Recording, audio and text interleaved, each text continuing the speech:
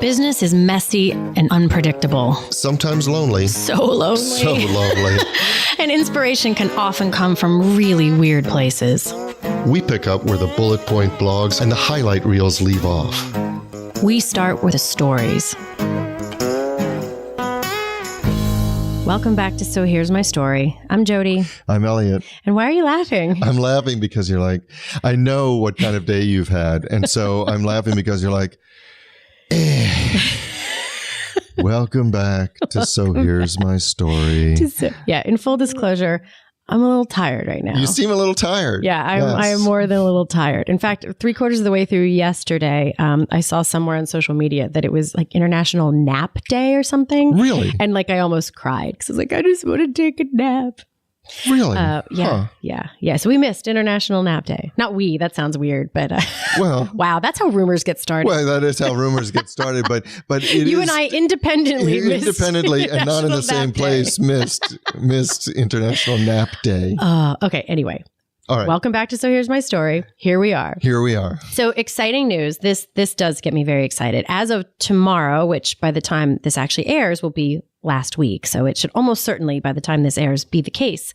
Our new website is up. Yay. So I'm going to just speak like as if it is the future. Our new website's up now. It looks great. It looks fantastic. Everything's working wonderfully. It is. Here are the things that I'm most excited about it. Now we can just say visit sohere'smystory.com or SHMS podcast, that also works.com. Right at the top, there's a link that will take you right to our Facebook group if that's what you're looking for. There's a player right there at the top that makes it easy to listen. You can subscribe by email. There are links that take you to most of the major podcast platforms that we're on, which is most of them Spotify, iHeartRadio, iTunes, Stitcher, blah, blah, blah, blah, blah. Yeah, everything. Blah. They're all there. So you can find us there. You can also subscribe by email. And there's a button that you can hit if you want to get our unpublished, slightly not safe for work episode. And you can get that delivered straight to your door by hitting that button. So check it out. We love your feedback. Most especially, click on the button and go visit the Facebook group. And while we're on that topic. Yeah, speaking of which. We're going to welcome Heather Duchess to the group. From the almost mythical sounding place of Lost Creek, West Virginia. It's actually got a really cool story. Heather, I don't know if you know this, but I am from West Virginia. I grew up in Fairmont. So I'm sure that's just a hop, skip, and a jump from Lost Creek. Actually, I'm not sure geographically exactly where Lost Creek is, but I don't think it's too far. No, that's not how it works. It does have a really cool story, though. And just to keep with tradition, Nils, make sure you say hi to our newest person. And mainly I just said that so that you get to hear your name one more. I'm going to find some way to work you into the Work Nils into every conversation. Work Nils into every single intro. So with that, if you want to thank our sponsors. I do. Tom Loveland of Mind Over Machines, Cat's Copy, the architecture firm of GWWO, and Mary Craft Staffing and HR Solutions. Thank you so much. And I'm going to insist you have a story today because I think my story might just sound like. No, I do have a story, and it's a story that actually resulted in a bit of a kerfuffle. Well, kind of a kerfuffle, but not quite to the level of a brouhaha with a client of mine. There was a little bit of frayed relationship, so I'll back up and start traditionally. So here's my story.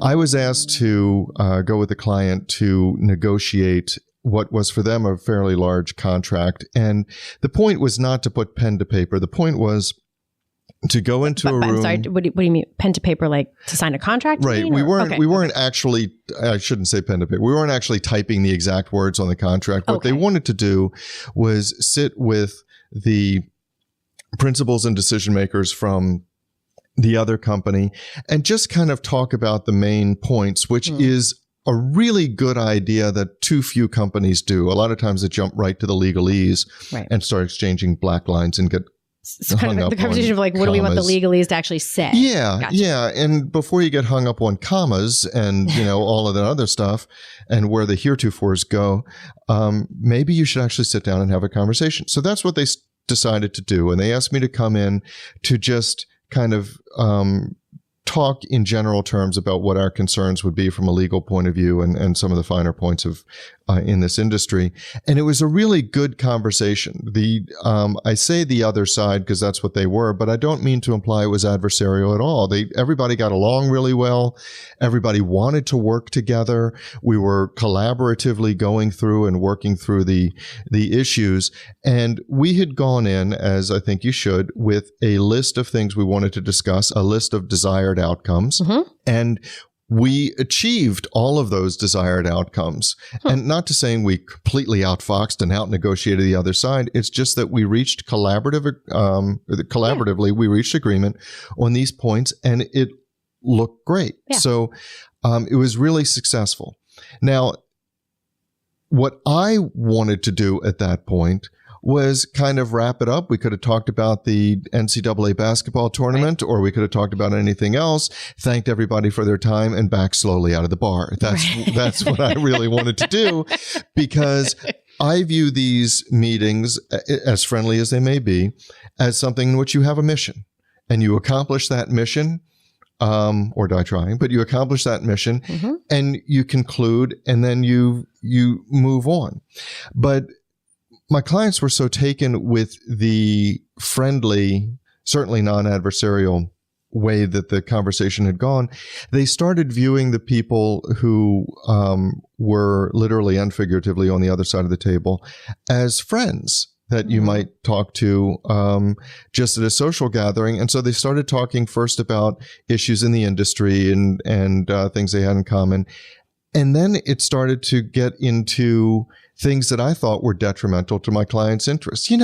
We really don't do this well, or we like this part, but, we don't have a lot of experience in this. And so we're excited about it. But so I started to do everything I can short of pulling them physically out of the room to let them know the meeting's wrapped up. I even said, look, I've got some places to be. We really have to move this along, whatever. So afterwards, I was talking to my clients in private, and I was explaining that although it's a friendly meeting, they're not your friends.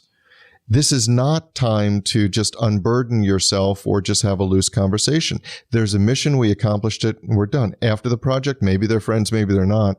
But I was raised both by temperament and by training.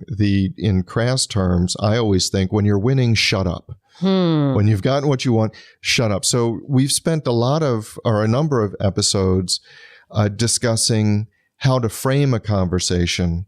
But really what occurred to me from this was how to end a conversation, when to stop talking. And I think that there's such an... knowing when to shut up is an art. It is. It's an art form all its own. There's an impulse to fill the silence. Yes. Sometimes. And I've used that to my advantage when I'm cross-examining somebody in court.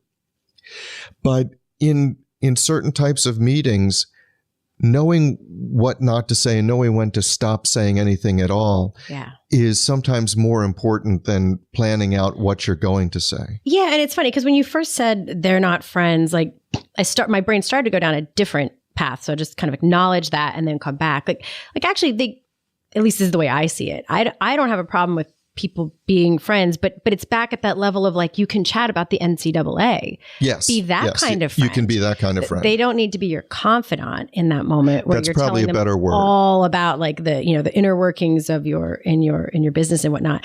But then as you were talking about when you got onto the part about like knowing when to zip it, I just thought of so many times when that is important. So just a quick pause there, because this is something you're going to zip post. It now? Is that? Hells no, I'm not. Oh, okay, good. Because look, we're only 8 minutes in. That's right. I got worried. If you're waiting for the part of the podcast where Jody zips it, you're going to be sorely probably disappointed. Needlessly worried. Probably needlessly worrying about that. No, in the Facebook group, I'll be posting this question about like, because I'm going to list several here, but like when else is it timely to be aware of when it's time to shut up? I'm going to be talking about a couple right here, but it's really funny. When I first went through my facilitation and then coaching training, like the power of that silence in the gap is such an important thing. And now it's second nature to me. Like like silence makes me uncomfortable exactly zero amount. So like I can wait out anyone who's having a thought. Yeah. Which might surprise you as much as I talk. I know. I saw it. But there's a different mindset when I'm talking about someone else's thing that's important. Right. And that is, and I've seen you actually employ that when somebody expresses a thought, but you know there's a lot more behind it, and you just don't. I just wait. You just wait. And but the funny thing about it is that in order to grow that skill, I had the benefit of the majority of my clients at that time when I was first starting were on the phone because many of them weren't from around here. Okay. And I would literally like you have to imagine this if you're just listening, but Elliot will get the benefit of it. I would be talking on the phone and I would ask some question that I was like not even sure there was like an answer for because it was much broader or whatever. And then I would sit there and I would like just cringe into this tight little ball of like, don't speak. Because I wanted to just fill the silence and make it all better. And, and what really helped me was one of my supervisors said, and this helped a lot. She said, you're doing all the digging. You have to hand them the shovel. So I would think of that. I'm like, okay, I've just handed them the shovel. Now I have to wait and see what they do with it. And I do think that this is one of those times when the people are right. We do need to videotape the podcast because just to watch your to see my hold breath, cringy face. Yeah. Yeah. So my hold breath, cringy face there. But not dissimilarly, I think a second place that this is so important is sales. Yes. Is, you say like, this is what it costs, or this is what I suggest, or this is what I think would work for you. Zip it. Right. Because as an executive coach that I know and for whom I have a lot of respect, he always said to me, I don't cheat on you though. What? I shun them. Actually, I do shun them. But I have heard him say that it's not true unless they say it. Yeah. And so he uses silence very effectively because it doesn't matter in sales, as you brought up. If you talk about the attributes of whatever you're talking about, that could be like water off a duck's back, but it's not true until they say it. Well, we've actually mentioned this before. I know there's that article, The Neuroscience of Leadership, where it's if you're guiding somebody, if you're sort of allowing them to find their own discovery, it actually works in the brain. Whereas if you tell them, it doesn't. But I don't want to miss your original point because those are times where silence is beneficial to the other person because it gives them time to think or process or put words to something they're thinking or whatever. But I think similar to your version is one that I see all the time in meetings. I don't see them as often when it's quite possibly the reason that I started facilitating because this drives me crazy. But so often I see people trying to make a point and not noticing the place where their point has been made. And I've often thought somebody should teach everyone like the art of knowing where the period goes in the sentence and where you don't need another clause and where you don't need to say, because what we really need to do here, I'm like, I know, you said it 3 times. Stop talking and let other people fill in. So why do you think there is such a hesitation to put the period at the end of the sentence? Well, I'll tell you what I was taught in trial advocacy in law school and what I learned in the courtroom. And that is just that, as you had said, silence makes people uncomfortable. And we try and fill that. And frankly, and we've talked about this in other episodes, we try and fill it mentally just as we do verbally. So if there's silence and we don't know the details of a story, we'll make up our own narrative. Yeah. And that's internally. But externally, if you say, what time did you get there? And the person says 3:00 and you just wait. Very often they'll say, well, maybe not 3:00. I probably got there a little bit late because, I had to let the dog out. And then they go into this story, which may or may not be useful. In trial, often it's very useful. But a lot of times, especially in service of a newfound relationship or something in common, as my clients must have experienced, there's silence and they feel social pressure. They don't want the conversation to be awkward and filled with lulls. So they keep talking. So then they'll keep talking. And what are they going to talk about? They're going to talk about common ground, and we're both in construction. Let me tell you about what I worry about in my business. Yeah, it's funny. The thing that I've noticed sometimes, and I'll be honest, this is I've noticed it in other people because it's what I've noticed in myself when I think everybody has been like partway through what amounts to a monologue in a meeting or something. And you're almost like, oh my God, why am I still talking? I don't know how to, I don't know how to end. I don't know how to get out of this swirl of, I kind of wish I hadn't started this sentence or story or whatever. And, short of just being like, you know what, never mind. It's just forget it. But I'm still talking. And I'm somehow still talking. But the other thing that I have noticed is I think sometimes people imagine that if they keep talking, like they're looking for that place. Let me think how to say this. They're looking around the room for some kind of validation that they have agreement from people. And if they haven't gotten significant or, enough of that kind of like head shaking or something, they'll just keep saying it. And if you don't have something new to say, it's not going to help your case if you just keep repeating the thing. But that to me comes back to a fear that, like if I give them space and I don't know if they're with me yet, that I don't know where the conversation will go. Whereas I think if you can just pause and even just say, so what do you think? And to not be afraid of the answer like, well, I don't agree. Great, let's keep talking about it, but I need to hear from you. That's the part that feels important to me. If I just keep saying what I think already and I haven't heard back from you yet, then I'm probably not making my case any better because I don't have any new information.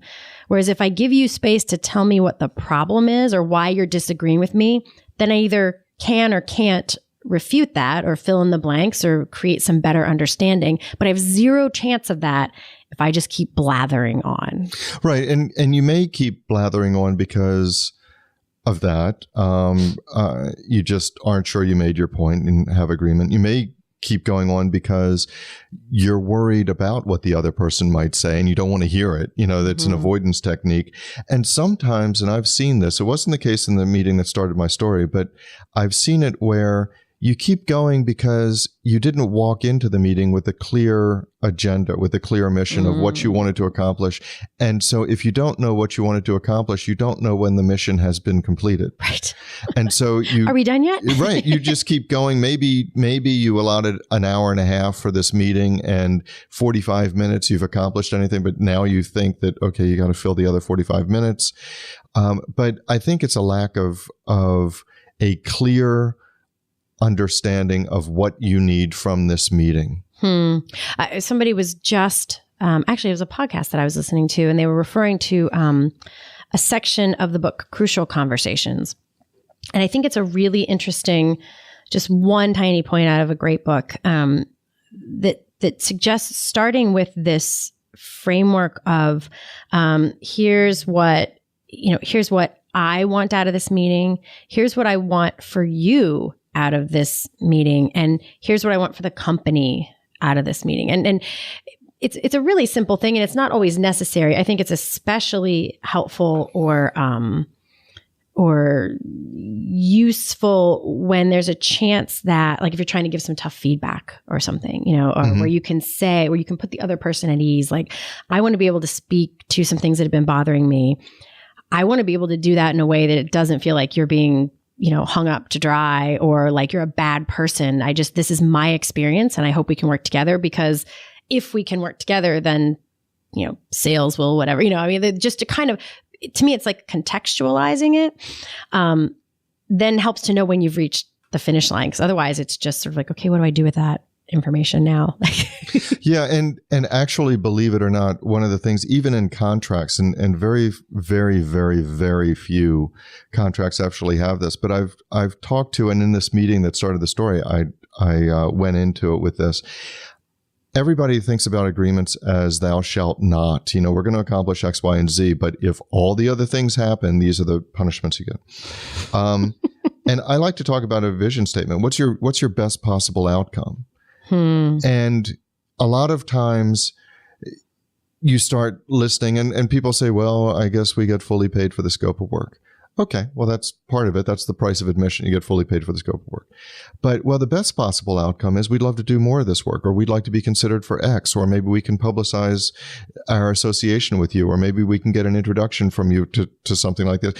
Whatever it is, maybe you can help us on this other issue. Maybe you can work on something. So sometimes there's a vision statement of this is the best, this is our home run, hit it out of the park. If getting paid for what you did or having the other side actually do what you wanted them to do, if that's a double, it's a solid base hit.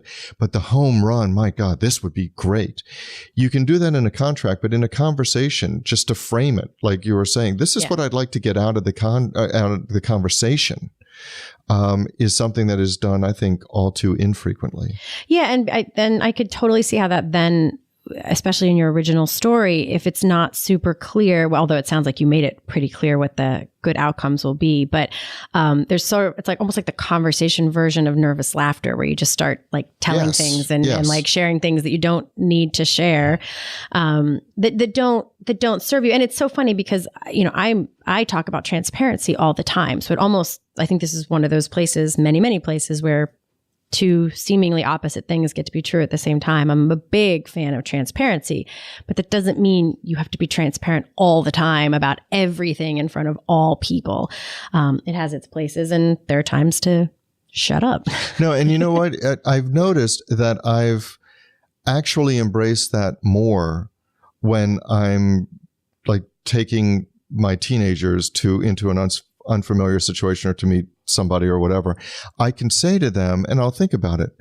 Okay, this is the context in which you're meeting them. This is who this person is. And by the way, you don't have to mention this, or I know that you don't like that. You don't have to go into that. Right. Or if they're serving something for dinner and you don't have to mention that you hate this and you always have. Right. So I'll give these kind of guardrails, these bumpers, like in the bowling alley. This is where to stay in the middle. But I've noticed that in business, I haven't paid as much attention to that as I should. I do in trial, but not in meetings. I should say, you know what?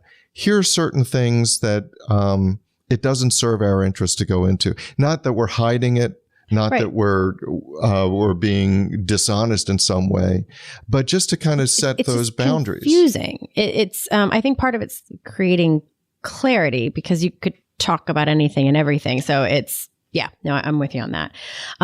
Because I do think one of the things that gets in the way of when to shut up is knowing when you're done, when you've finished, when it's enough. It's funny on a very personal note, and I guess it kind of goes back into the pause, the sort of the pause version that we hit on. But when I was doing my facilitation training at Hopkins, there was one of the things that one of the classes was on like adult learning styles, and I learned all about the difference between people like me, who will share any and every thought they have as it comes up, and then people who are processors, who need a minute to think about things, who like to, before they will just speak up. And so in that context, they were encouraging you to, occasionally throughout the group conversation, do things like, where instead of just relying on people to speak up or saying, well, Bob, what do you think, to put them on the spot, do things like say, okay, I'm going to, everybody have paper.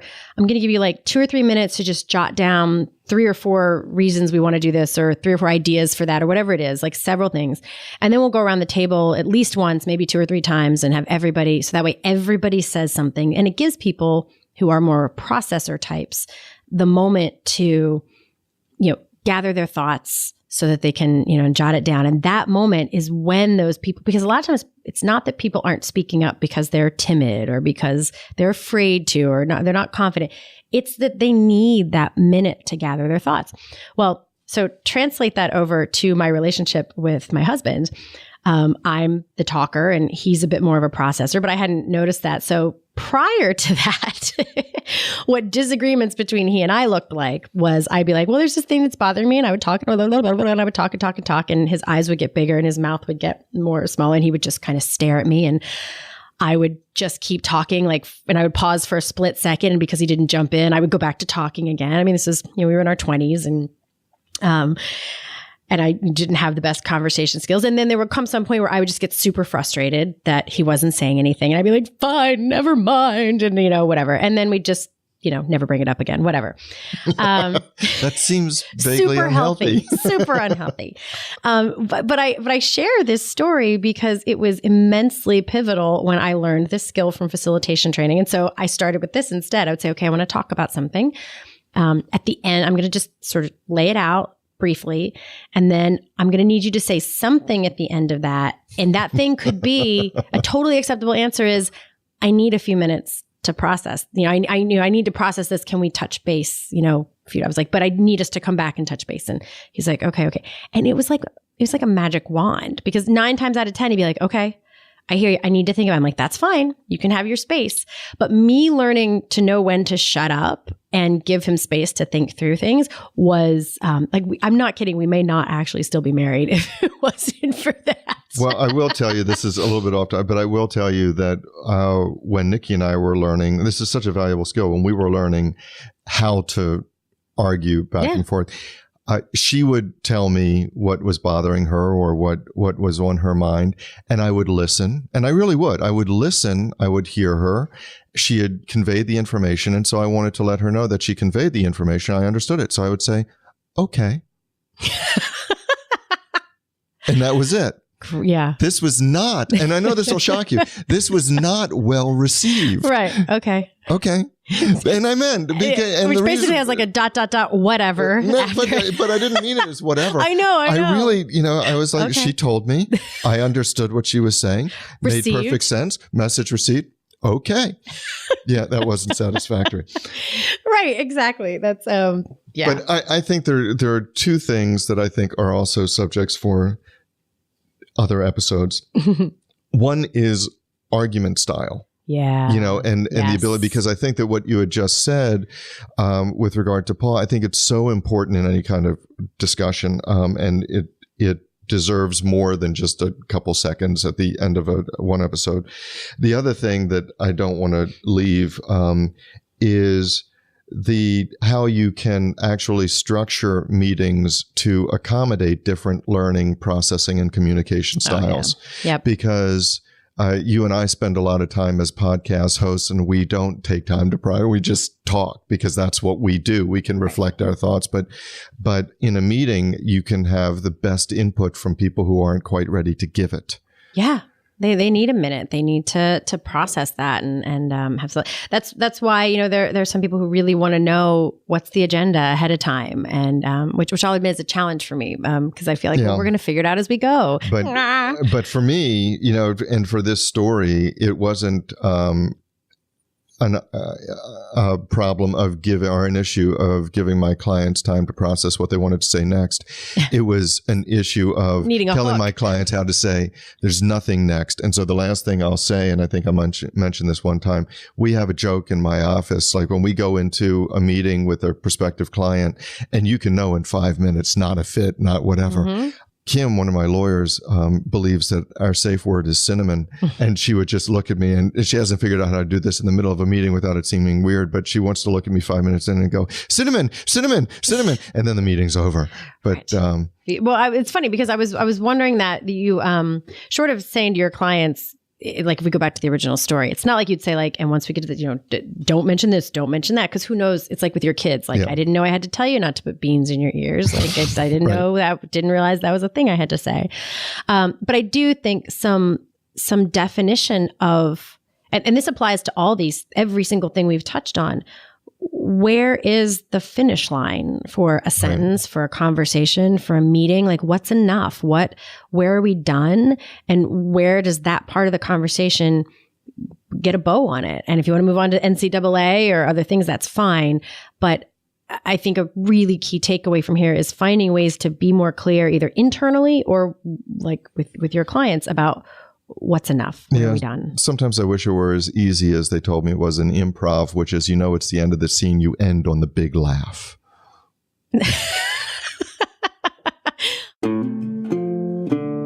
So that's our story. But the discussion doesn't have to end here. No, it does not. In fact, we don't want it to. No, we don't. That is why we actually have our private Facebook group, which we started to make sure that we could get your comments, your rants, your thoughts, your stories. You can find links to that group as well as show notes and links to subscribe via email and how to find us just about anywhere you can possibly find podcasts at sohere'smystory.com. And you can also find us on Facebook and Twitter at SHMS SHMS Podcast. And since we know it takes a village. Yes, it does. We'd like to thank our village, our super talented, incredibly patient team. And occasionally snarky team. Yeah, but in the best of ways. In the best Lovingly of ways. Snarky. Yes. Good mockery. So a huge shout out to the people who actually help us produce our show. First, our sound engineer, Tom Hansen. Thanks to Christy Schmier for our brilliant show notes and all the other fantastic writing she does for us. And to Taylor Mathauer for doing just a little bit of everything. Including wrangling us. Which is no small feat. No, it's not. This is Jody Hume. And I'm Elliot Wagenheim. And you've been listening to So Here's My Story.